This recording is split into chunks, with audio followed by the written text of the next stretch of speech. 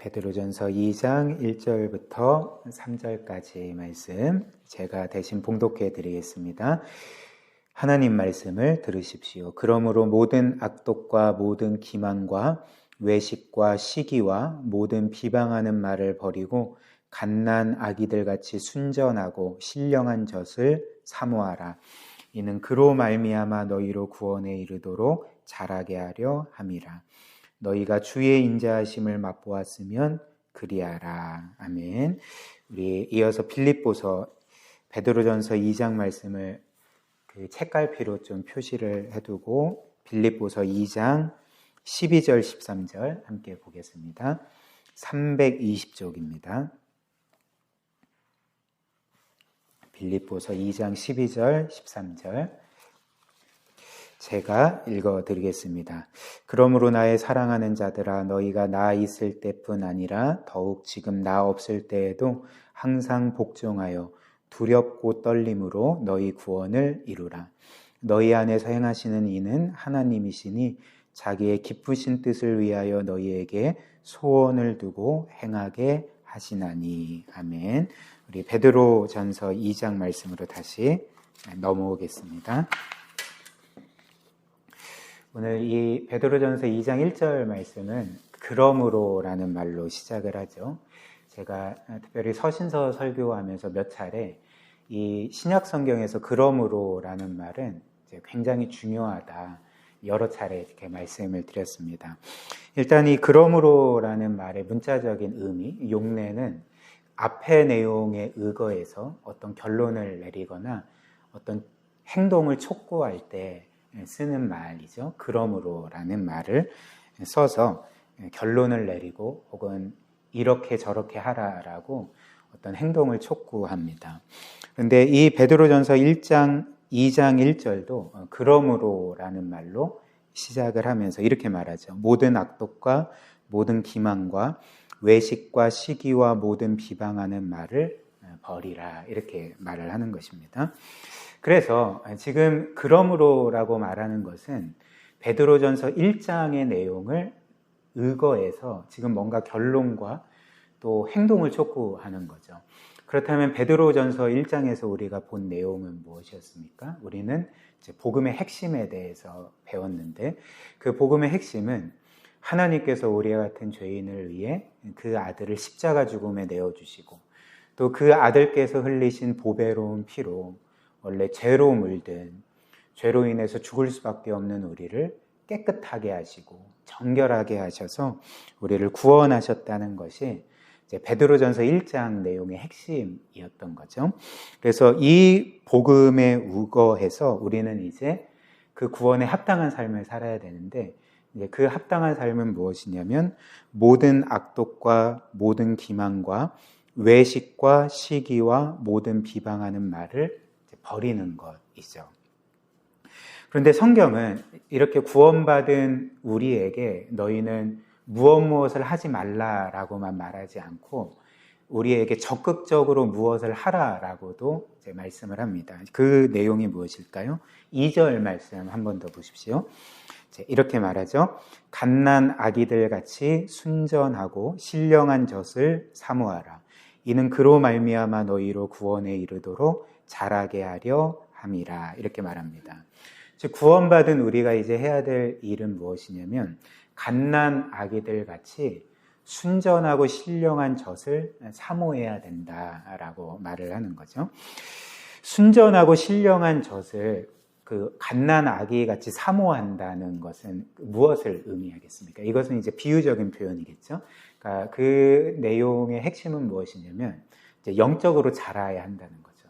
그러니까 갓난 아기가 그 어머니의 젖을 사모하고 그것을 섭취함으로써 이렇게 그 육신적으로 자라는 것처럼 우리 또한 갓난 아기와 같이 그 신령하고 또 순전한 젖을 사모하고 계속적으로 공급받음으로써 영적으로 자라야 한다. 이제 이런 그 말씀을 우리에게 주고 있는 것입니다.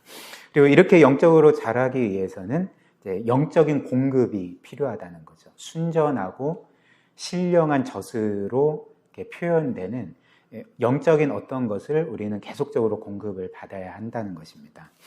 그렇다면 이 순전하고 신령한 젖이 영적인 공급이라면 정확히 뭘 가리키는가? 사실 본문 말씀이 이 신령하고 순전한 젖이 무엇을 가리키는지 표기하지 않기 때문에 직접적으로 우리는 이게 정확히 어떤 것인지는 알 수는 없지만, 그러나 이것이 무엇인지는 우리는 추론함으로써 충분히 알 수 있지 않겠습니까? 왜냐하면 우리가 영적으로 자라기 위해서 필요한 것이 무엇입니까? 가장 중요하게는 하나님의 말씀인 거죠. 그래서 우리가 하나님의 말씀을 사모하고 그 말씀을 계속적으로 읽고 듣고 묵상하고 거기에서 끝나지 아니하고 하나님의 말씀을 토대로 우리가 기도하고 또 더 나아가 그 말씀을 행하는 삶, 그 말씀을 실천하는 삶을 통해서 우리는 영적으로 자라게 된다는 것입니다. 이것이 이제 순전하고 신령한 젖이라는 거죠. 그리고 이제 2절 말씀은 우리가 이렇게 영적으로 자라게 될 때, 하나님의 말씀을 통해 우리가 계속적으로 영적으로 자라게 될 때 이제 어디에까지 이르도록 자라야 한다고 말합니까? 이제 구원에 이르도록 자라야 한다, 이렇게 말하는 거죠. 후반절 보니까 너희로 구원에 이르도록 자라게 하려 함이라, 이렇게 말하지 않습니까? 그렇다면 우리가 이 말씀을 좀 보면 우리가 영적으로 성장할 때 구원에 이르도록 자라야 한다고 하니까, 그렇다면 지금 우리의 상태, 나의 상태는 구원에 이르지 못한 상태인가? 왜냐하면 구원에 이르러야 되니까. 그렇다면 지금 내 상태는 구원에 이르지 못한 상태인가? 이렇게 생각할 수 있지 않겠습니까? 그러나 그렇지 않고 우리는 예수 그리스도를 믿음으로 이미 구원받았죠. 그리고 그리스도를 믿고 받은 구원은 확정적입니다. 영원토록 확정적이고 어떤 것으로 인해 취소되거나 변경될 수 없는 그 영원히 확정되고 지속되는 이제 구원이라 할 수가 있는 거죠. 그렇다면 2절이 말하는 우리가 영적으로 자랄 때 구원에 이르도록 자라야 한다고 할 때 이 구원은 뭘 가리키는가?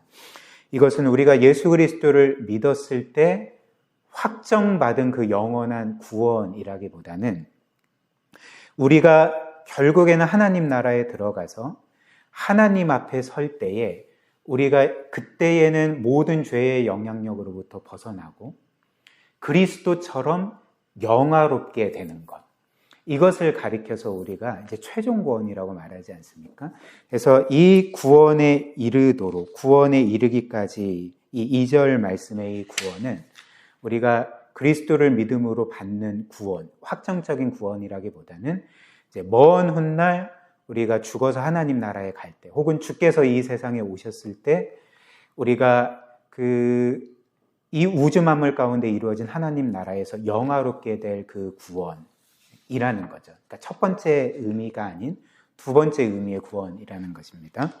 그래서 어찌 됐든 성경은 이렇게 우리의 구원을 이제 한 가지 의미에서만 말씀하지 않고 두 가지 차원에서 늘 우리의 구원에 대해서 말한다는 거죠. 그래서 제가 말씀드린 것처럼 첫 번째로는 우리가 예수 그리스도를 믿었을 때 단번에 영원히 확정적으로 얻는 구원, 이게 이제 첫 번째 구원이고, 두 번째 구원은 구원받은 이후로 우리가 이 세상을 살아가면서 최종적으로 우리가 죽어서 하나님 나라에 들어가거나 주님께서 이 세상에 다시 오실 때 우리가 영화롭게 되는 그 완전한 구원을 우리는 두 번째 구원이라 할 수가 있는 거죠. 그래서 첫 번째 구원을 가리켜 이제 신분의 구원이라 할 수가 있고, 두 번째 구원에 있어서는 우리가 그 이름 붙이기를 상태의 구원이라고 할 수 있을 것입니다. 그래서 이 두 가지를 잠시 살펴보기를 원하는데요. 첫 번째로 우리는 예수 그리스도를 믿을 때에 신분의 구원을 받게 되는 거죠. 즉 우리의 신분이 이제 영원토록 변화되게 되는데, 어떻게 변화될까요? 우리는 죄인에서 의인으로 신분이 변화되고, 또 하나님의 원수된 자들에서 하나님의 영원한 자녀로서 신분이 변화되고, 또 어둠의 권세 가운데 있다가 빛의 나라로, 그 아들의 나라로 들어가는, 그 나라의 시민이 되는 이런 신분의 변화를 경험하게 되는 거죠. 그래서 우리는 어찌됐든 이렇게 구원으로 말미암아 우리의 이런 신분과 지위가 영원토록 변하게 되는 것입니다. 확정적으로. 그것은 그 어떤 것으로도 취소될 수 없고 변경될 수가 없는 거죠. 그렇다면 우리가 예수 그리스도를 믿을 때 어떻게 우리의 이런 지위와 신분이 한순간에 바뀌게 되는가? 왜 그렇겠습니까? 하나님께서 우리가 예수 그리스도를 믿을 때에 그 그리스도와 우리를 연합시키시는 거죠. 한 존재로 만드셔서. 그래서 그리스도의 모든 것이 우리의 것이 되게 하시는 거죠. 그래서 그리스도의 십자가 구원이 우리의 구원이 되게 하시고, 그리스도의 순전하고 순결하신 그런 성품과 또 존재 자체가 우리의 것이 되고, 그리스도의 의로움이 우리의 의로움이 되고, 그분의 영광이 우리의 영광이 되고, 그분이 가지고 소유하고 누리는 모든 것들이 이제 우리의 것이 되어서, 말씀드린 것처럼 우리는 죄인에서 그리스도 때문에 의인이 되고, 또 하나님의 원수에서 그리스도와 같이 하나님의 자녀로 입양되게 되는 그런 영광스러운 신분과 지위를 영원토록 이제 획득하게 된 것이 이 지위와 신분의 구원이라 할 수가 있겠습니다.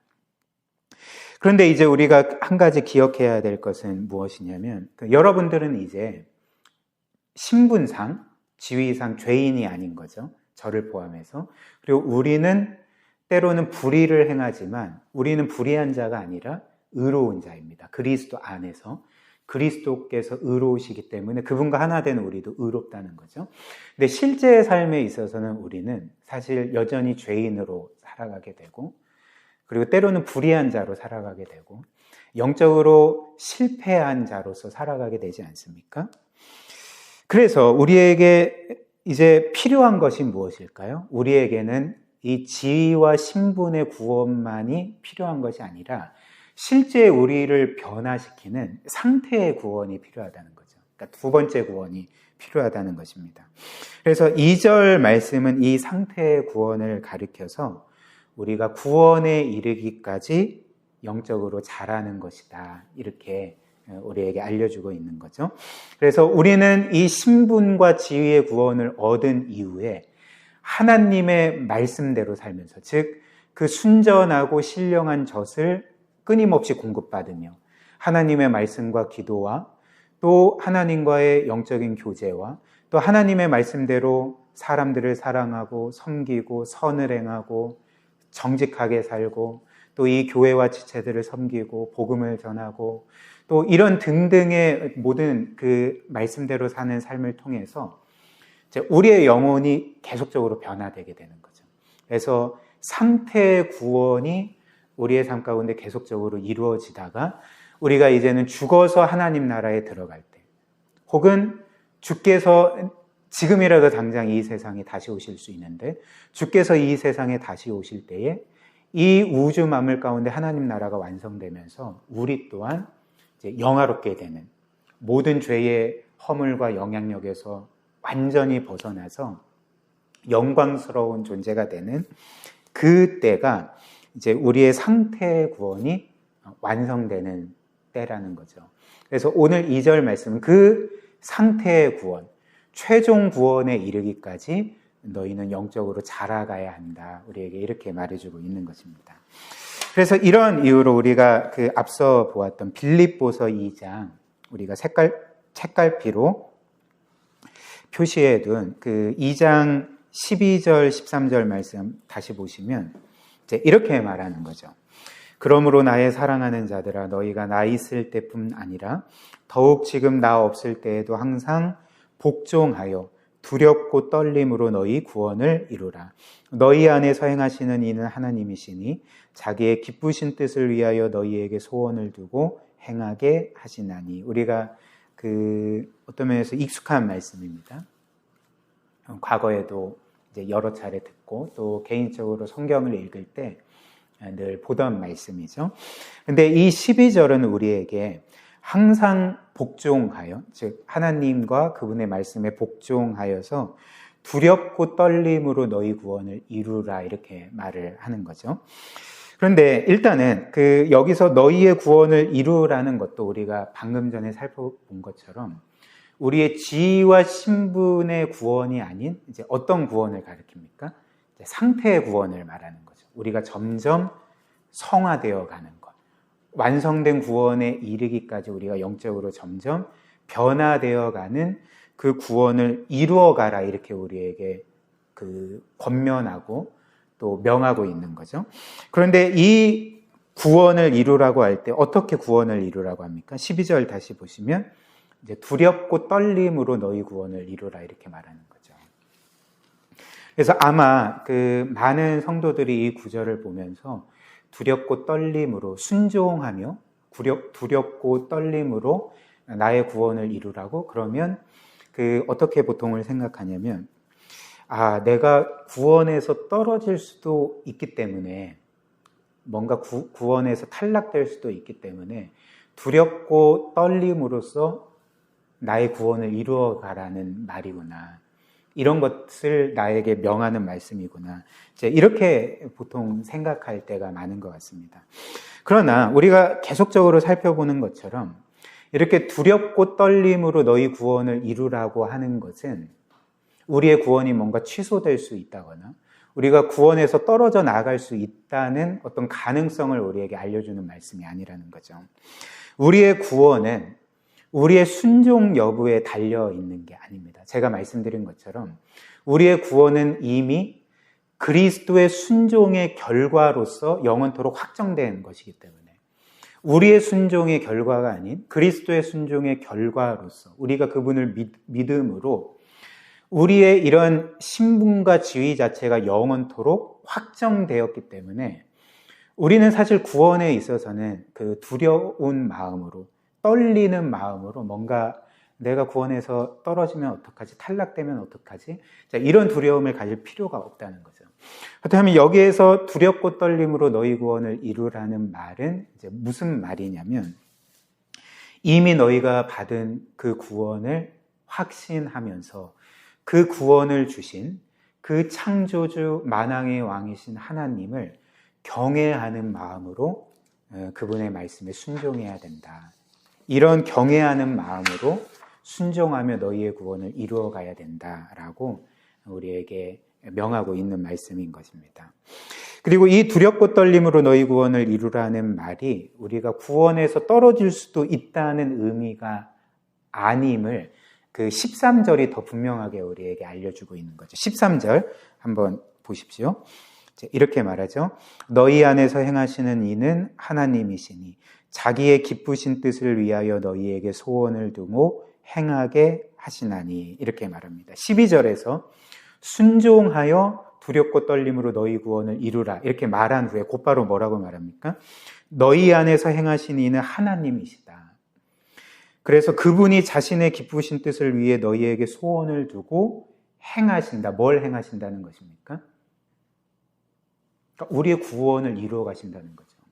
그러니까 12절은 너희가 두렵고 떨림으로 너희 구원을 이루라고 말씀하는 동시에 곧바로 그렇지만 그 구원을 이루어가는 진짜 주체는 너희가 아니라 너희 안에 계신 성령님, 그리고 너희의 아버지 되시는 성부 하나님과 너희의 구세주 성자께서 너희의 구원을 주도적으로 이루어 가시는 거다. 그래서 그분이 너희 안에 구원을 이루어 가시기 때문에 너가 그렇게 거룩을 위해 살 수 있고 애쓸 수 있고 하나님의 말씀에 순종하고자 하는 마음을 갖고 그대로 살아갈 수가 있는 거다. 그래서 근원적인 원인, 그리고 우리로 하여금 하나님의 뜻대로 살아갈 수 있는 그 가장 밑바닥에 있는 그 힘을 제공하는 분은 하나님이시고, 하나님으로 인하여서 우리는 두렵고 떨림으로 하나님을 경외함으로써 우리의 구원을, 상태의 구원을 이루어갈 수 있게 되는 거죠. 그래서 이 말은 이제 이런 말이 되는 것입니다. 너희는 나를 경외함으로, 나의 말에 순종함으로 너희의 구원을 이루어 가야 한다. 그러나 너희의 구원을 책임지는 자는 너희가 아니라 바로 나다. 내가 너희의 구원을 끝까지 영원토록 그 구원이 완성될 때까지 책임지겠다. 이렇게 약속하셨던 거죠. 그렇다면 이제 마지막으로 우리가 하나님의 말씀을 사모하여 영적으로 자라갈 수 있는 힘을 어디에서 얻게 되는가? 우리가 베드로전서 2장 말씀으로 다시 넘어가면 이제 3절에 우리가 이렇게 하나님의 뜻대로 살아갈 수 있는 힘이 어디에서 오는지를 알려주고 있습니다. 3절 한번 보십시오. 너희가 주의 인자하심을 맛보았으면 그리하라. 너희가 주의 인자하심을 맛보았으면 그리하라. 그리하라는 말이 뭘까요? 하나님의 뜻대로 살아갈 수 있다 이렇게 말하는 거죠. 즉 너희가 하나님의 사랑을 맛보았으면, 즉 너희가 하나님의 은혜를 맛보았으면, 그 하나님의 자비와 긍휼과 또 구원을 실제적으로 맛보았다면, 그것을 안다면 너희는 주의 뜻대로 살아갈 수 있을 거다. 이렇게 우리에게 말하고 있습니다. 물론 이 말씀을 듣는 어떤 이들은 이렇게 생각할 수 있을 것 같습니다. 내가 그리스도를 믿기는 하는 것 같은데 나는 단 한 번도 이 하나님의 사랑을 맛보아 안 적이 없는 것 같다. 그렇다면 나는 이 말씀처럼 내가 그 선하심을 맛보아 알지 못했으니까 나는 거룩한 삶을 살지 않아도 되는 건가라고 생각을 하지만 그렇지 않죠. 한 사람이 하나님의 사랑을 실제적으로 맛보지 않았을지라도, 그런 경험을 하지 않았을지라도 분명한 사실은 무엇일까요? 하나님은 그에게 그 사랑을 맛본 사람에게 주신 사랑과 동일한 사랑을 주셨다는 거죠. 단지 그가 그 하나님의 사랑을 온전히 믿지 못했을 뿐이지, 그 사랑을 자신의 심령과 영혼을 통해서 경험하지 못했을 뿐이지 하나님은 이미 그에게도 그 놀랍고 무한한 사랑을 베풀어 주셨다는 것입니다. 우리 모두에게 그런 사랑을 베풀어 주셨던 거죠. 그러니까 그 사랑이 무엇일까요? 그러니까 제가 가장 자주 강조하는 이 복음의 내용, 성부께서 그 외아들을 우리를 위해 아낌없이 그 십자가 죽음에 내어주셨던 것. 그래서 정말 하나님의 아들이라면 그 성부께서는 가장 귀한 것이고 정말 이 세상 어떤 것을 내주어도 바꿀 수 없는 아들일진데, 어떤 면에서 자신의 생명보다도 귀한 아들일진데 그 아들을 우리를 위해 그 처참한 십자가 죽음에 내어주실 정도로 우리를 사랑하신 것이 바로 하나님이 우리에게 주신 사랑 아닙니까? 또 성부 하나님만 우리를 사랑하신 것이 아니라 그 아들께서도 동일한 하나님으로서 동일한 무한한 사랑으로 우리를 사랑하셨던 거죠. 즉 우리와 같은 죄인을 위해서 이 세상에 사람이 되어 오셔서, 그래서 33년 동안 어떤 면에서는 그 수고와 고통과 아픔과 슬픔만의 삶을 사시다가 결국 마지막에는 사람들에게 고난을 당하시고 또 모욕과 저주를 당하시고 채찍질을 당하시고 그리고 2000년 전에 당하신 것처럼 십자가에 못 박혀 죽임 당하심으로써 자신의 생명과 모든 것들을 우리를 위해 쏟아 부으신 그 사랑이 바로 하나님께서 우리에게 이미 주신 사랑 아니겠습니까? 따라서 우리가 이것을 기억할 때에 우리는 내가 어떤 그 하나님의 사랑을 맛보아 알지 못했을지라도 그 사랑을 기억할 때 우리가 반드시 하나님께 드려야 될 고백은 이제 나의 삶은 나의 것이 아니라 하나님의 것입니다. 나의 삶은 나의 것이 아니라 우리 주 예수 그리스도의 것입니다. 그리고 나는 이 사랑을 정말 믿는다면 정말 내가 할 수 있는 최선을 다해서 나의 온 마음과 정성과 온 존재와 생명을 다해서 나는 하나님을 평생토록 영원히 찬양해야 합니다. 그리고 나는 그분의 뜻대로 살아가야 합니다라는 고백을 할 수밖에 없지 않겠습니까? 그래서 이런 믿음과 고백이 있다면 우리는 오늘 말씀처럼 거룩함으로써 그리고 두렵고 떨림으로 하나님을 경외하고 감사함으로써 우리의 구원을 이루어갈 수 있게 되는 거죠. 그분께 순종하는 삶. 그분이 우리에게 그분의 전부를 내어주셨으니 우리도 우리의 전부를 그분께 내어드리는 그런 삶을 살아가게 된다는 것입니다. 이를 기억하며 늘 하나님을 사랑하고 우리 그리스도를 사랑하고 경외함으로 순종하는 삶을 살며 최종 구원에 이르기까지 영적으로 자라가는 우리 모두가 되었으면 좋겠습니다.